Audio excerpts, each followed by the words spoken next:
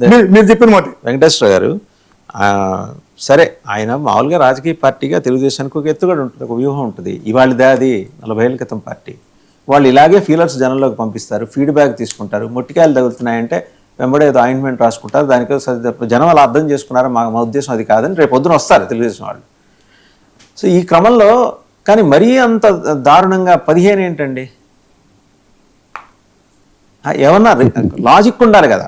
25 అన్నా కూడా జనసేన సర్దుకుపోయేదేమో, 15 ఏంటి అంటే? మీరు మొహమాట పడతారు, ఇబ్బంది పడతారు, కానీ క్యాడర్స్ ఒప్పుకోరుగా. ఇన్నాళ్ళు పార్టీ జెండా పోసి ఇవాళ్ళు కూడా ఇంకా మేము ఎత్తుకోవటం ఏంది, ఎన్నాళ్ళు కంచిగాడు సేవ చేయాలని అంటారు కదా. నేను పార్టీలోకి రాజకీయ పార్టీలోకి వచ్చే వాళ్ళు ఎవరు కూడా అవుతున్నారో ఆ ఇంట్లో డబ్బులు తీసుకొచ్చి దానం చేద్దాం అంటారు. దానం చేద్దాం అనుకుంటే శాంతి పెట్టుకోవచ్చు. వాళ్ళ తాతల పేరుతోనో వాళ్ళ కుటుంబాల పేరుతోనో వాళ్ళ అంత పెట్టుకుంటాం. రాజకీయంలోకి వచ్చిన తర్వాత ఖచ్చితంగా ఆశిస్తారు.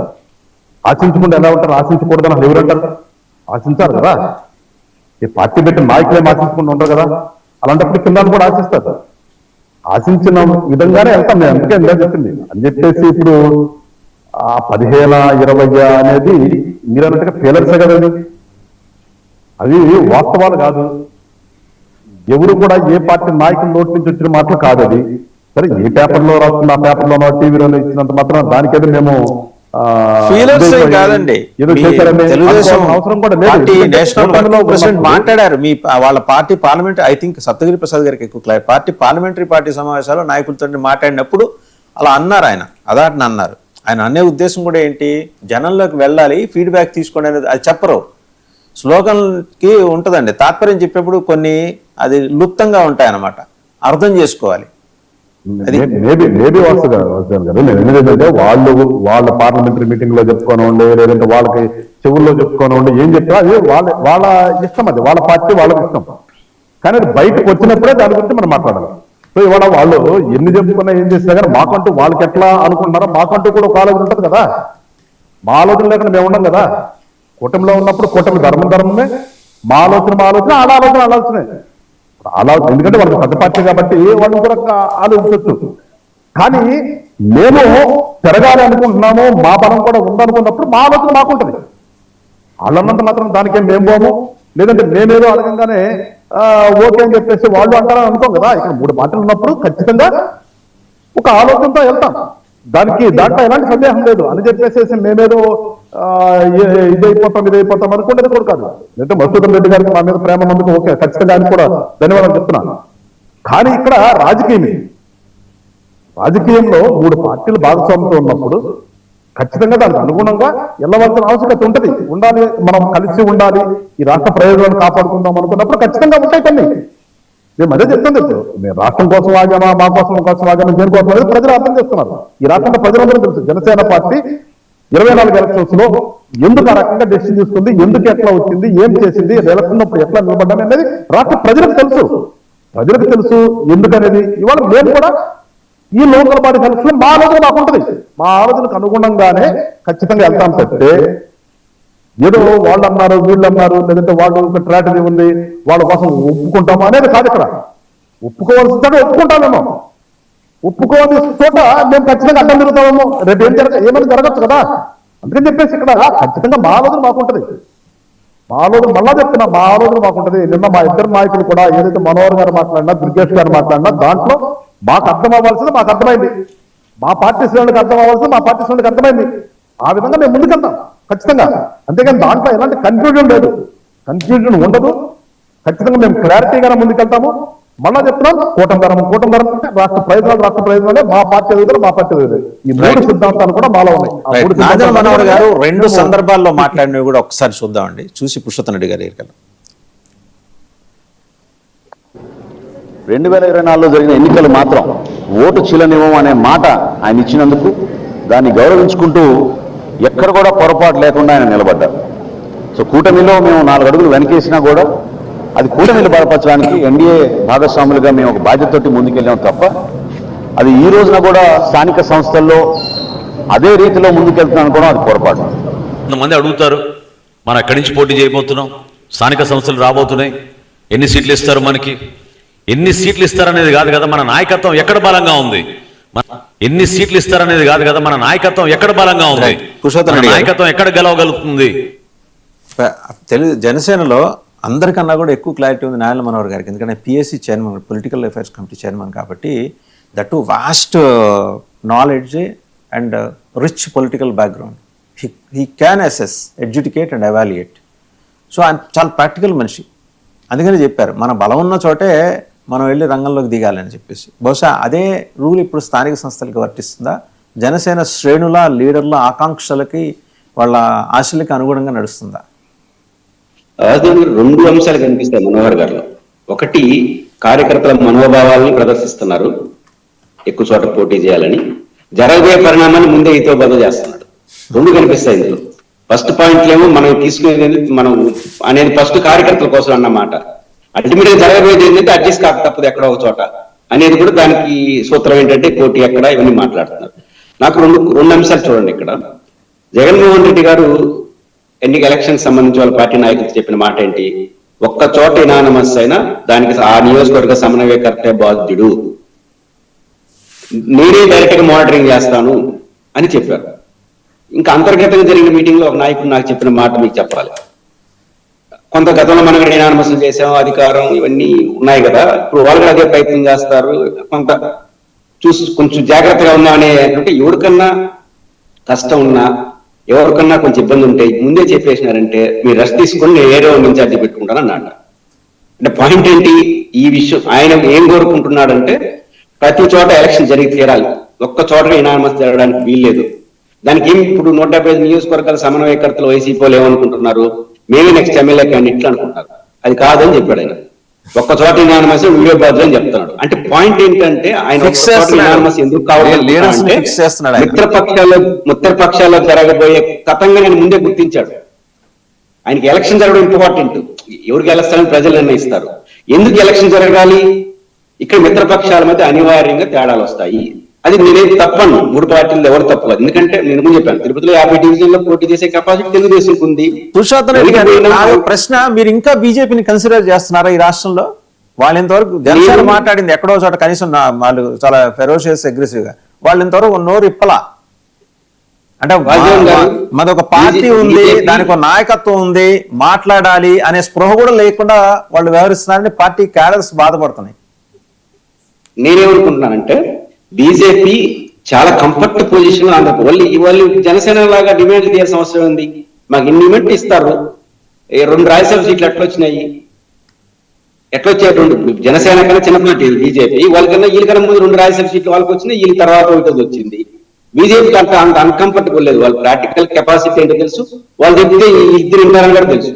కాబట్టి వాళ్ళు అంత జనసేనలా కంగారు పడాల్సిన అవసరం వాళ్ళకే వచ్చింది. సమయం వచ్చినప్పుడు వాళ్ళు ప్రతాపం చూపిస్తారు, వాళ్ళకి ఇచ్చేయాల్సింది ఇస్తారు. వాళ్ళు అన్కంఫర్టబుల్ ఎట్లా పెడతాడు, వాళ్ళు రాజ్యసభ సీట్లు ఎట్లా అడుగుతారు. కానీ ఈ లోకల్ బాడీ ఎన్నికల్లో 5దో 10దో తీసుకుంటారు, వాళ్ళు అడిగింది వీళ్ళు ఇస్తారు. ఇద్దరు అడ్జస్ట్ అవుతారు కదా. వాళ్ళు బలమే వాళ్ళు కదా, రాష్ట్రంలో బలహీనలు కానీ దేశంలో వాళ్ళ మాట కాదని వాళ్ళు ఉన్నారు ఈ రోజు. కాబట్టి బీజేపీ ఈ సిచ్యువేషన్ లో కార్యకర్తల నమ్మకం, మా వాళ్ళు చూసుకుంటారులే, మేము జనసేన లాగా రోజు మాట్లాడాల్సిన అవసరం లేదనే భావంతో ఉండొచ్చని నేను అనుకుంటున్నాను బీజేపీకి సంబంధించి.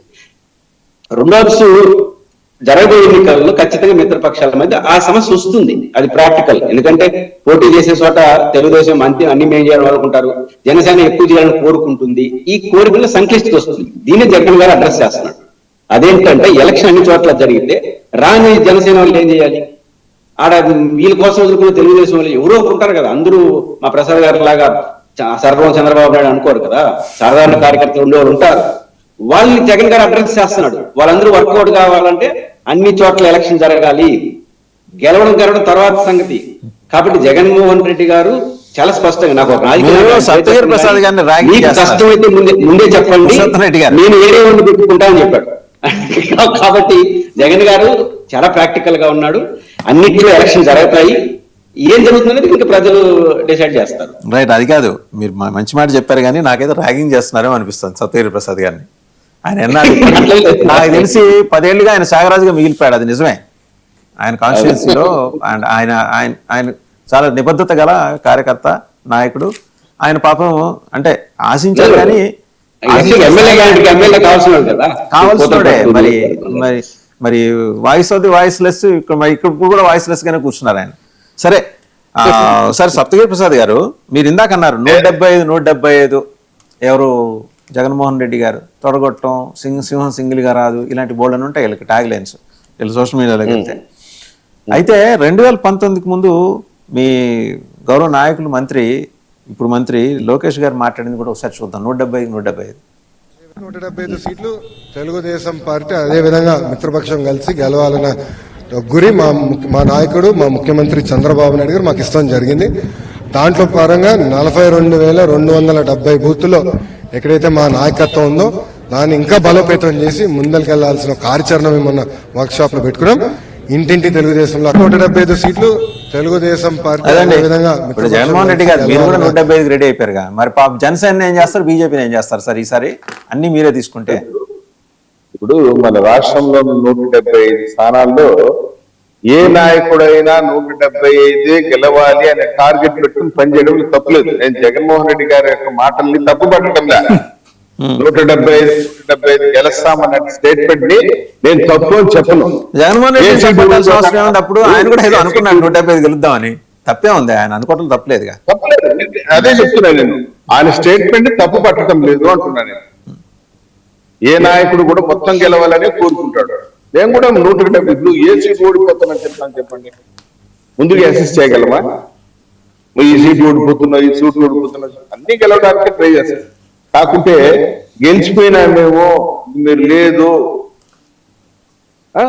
అని చెప్పి చివరికి ఈ స్థాయిలో ఉండడం అనేదాన్ని నేను ఒకటిసారి 11 వచ్చిన దాన్ని కూడా నేను తప్పుపడ్డాను. ఎందుకంటే పబ్లిక్ మ్యాండేట్, ప్రజలు ఇచ్చిన తీర్పు, దాన్ని హుందాగా గౌరవంగా స్వీకరించడంలోనే పొరపాటు చేశాడు అంటున్నాను. 11 ప్రజల డెసిషన్ అది, దాన్ని ఆయన అంతే హుందాగా స్వీకరించాలా. అది వదిలిపెట్టి ఈవీఎం మోసం చేసేసినాయి, అవి మోసం 2019 గెలిచింది కూడా ఈవీఎం ద్వారా కదా, ముఖ్యమంత్రి 151 వచ్చింది కూడా ఈవీఎం ద్వారా వచ్చింది. మరి ఇప్పుడు ఎందుకు రాలేదంటే అది పబ్లిక్ డెసిషన్. ఇప్పుడు మీరు 124 కూడా ఈవీఎంఏనా ఈయన అడుగుతున్నారు? అదే లేదు సార్, 2019కి 2024కి చాలా డిఫరెన్స్ ఉంది. ప్రసాదానికి ఐడియా లేదేమో. ఫామ్ 17కి ఫామ్ 20కి మధ్య తేడాలు మీరు చూడాలి, గమనించాలి. ఎందుకంటే వేగ్గా ఇది చెప్పట్లేదు. పరకాల ప్రభాకర్ లాంటి వాళ్ళు, అంత పెద్ద వ్యక్తులు ఏదో వేగ్గా వచ్చి స్టేట్మెంట్లు ఇచ్చేసి ఇంత పకడ్బందీ స్టేట్మెంట్లు ఇవ్వలేరు. మీరు 2019లో ఫామ్ 17కి ఫామ్ 20కి మధ్య తేడాలు చూసుకోవాలి. మీరు మాట్లాడేది కాదు. మీరు 2019లో తేడాలు ఉంటే మీరు చెప్పండి. 2024 తేడాలు ఉన్నాయి. వీవీప్యాట్లు 15 రోజులు 10 రోజుల్లోనే కాల్చేశారు. 90 రోజులు ఉండాల్సినవి డేటానంతా కూడా అరెస్ట్ చేశారు. వీటిని బట్టి అనుమానాలు వస్తున్నాయి జనాలకు. కానీ మీరేదో దాన్ని మేమేదో బ్లేమ్ చేస్తున్నాం అనేటువంటి విషయం కాదు అది. ఇప్పుడు న్యూట్రల్ గా ఉండే వాళ్ళందరూ కూడా చెప్పేటువంటి పరిస్థితి 2024లో వీవీప్యాట్లలో జరిగినటువంటి అవకతవకల్ని 2019లో డేటా ఎన్ని రోజులు పెట్టారు మీరు చేసుకోవాల్సింది రైటే కదా. మంచి పాయింట్ రైస్ చేశారు.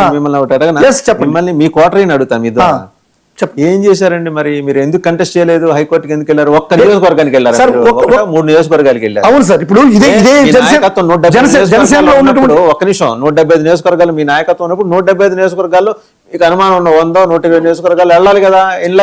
ఒక్కటి సార్, నిష్క్రియాపరత్వం అక్కడ స్పష్టంగా కనిపించింది, జనం చూశారు. సార్ జనసేనలో ఇప్పుడున్నటువంటి ప్రధాన నాయకుడే వాసు గారే వెళ్ళారు.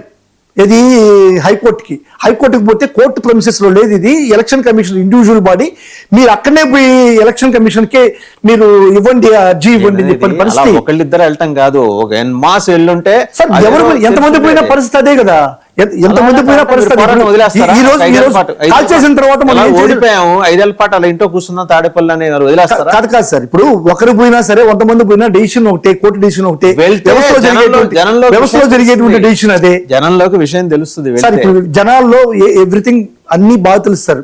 అన్ని కూడా వీటి విషయాలన్నింటినీ కూడా కూలంకషంగా అర్థం చేసుకునే పరిస్థితి ప్రజలకు ఉంది. ప్రజలు విఘ్నులు. ప్రసాద్ గారు కైండ్లీ కంక్లూడ్ అండి, సమయం కూడా అయిపోతుంది. ప్రసాద్ గారు క్రిస్టల్ క్లియర్ ఉన్నాం సార్. మేము విడిపోతే గెలుద్దాం అనేటువంటి ఆశతో వాళ్ళు ఉన్నారు.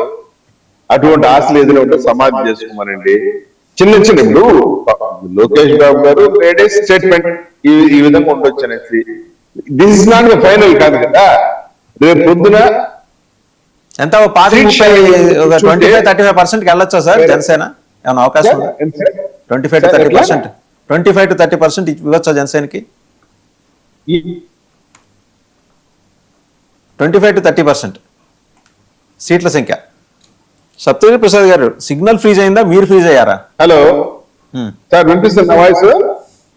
అదే వినిపిస్తా. అంటే నేను సిగ్నల్ ఫ్రీజ్ అయింది అనుకున్నాను, మీరు ఫ్రీజ్ అయిపోయారు ఈ ప్రశ్నకి. సార్ సార్ సార్ నేను వైఫై ఫ్రీజ్ అయింది సార్, నేను ఫ్రీజ్ కాలేదు. వైఫై ఫ్రీజ్ అయిపోయింది, నేను ఫ్రీజ్ కాలేదు. ఇప్పుడు పాలిటిక్స్ లో ఒక స్టేట్మెంట్ ఇవ్వడం, ఒక అసెస్ చేయడం, ఒక ఎక్స్పెక్టేషన్స్ చేయడం, ఒక క్యాలిక్యులేషన్, ఇది చేయడం క్వైట్ కామన్. ఒక స్టేట్మెంట్ ఇచ్చారు అనుకుందాం లోకేష్ బాబు, రేపు పొద్దున టాప్ లీడర్స్ ఇద్దరు, పవన్ కళ్యాణ్ గారు, చంద్రబాబు నాయుడు గారు, మాధవ్జీ వచ్చిన తర్వాత it increase or decrease. Ultimately ఒకటైతే నిజం sir, cadre has to obey the decision of the leader. మొన్న 24 మీ డెసిషన్ జనసేన క్యాడర్ వినాలంటారా, లేకపోతే మీ క్యాడర్స్ వినాలంటారా? సార్, ఏ క్యాడర్ అయినా కూడా కొంత కష్టమైనప్పటికీ కూడా, మనసులో కొద్దిగా బాధ ఉన్నప్పటికీ కూడా, ఇప్పుడు టికెట్లు అందరూ ఆశించారు, రాలేదు. ఎవరైతే క్యాడర్ లీడర్ ని యాక్సెప్ట్ చేసి పోయాడో వాడు 10 కాలాల పాటు ఉంటాడు. థ్యాంక్ యూ, మీరు క్లారిటీ ఇచ్చేసారు. జనసేన నాయకత్వాన్ని, జనసేన శ్రేణులు కూడా సమాయత్తం చేస్తున్నారు మీరు. అయ్యా, మీరు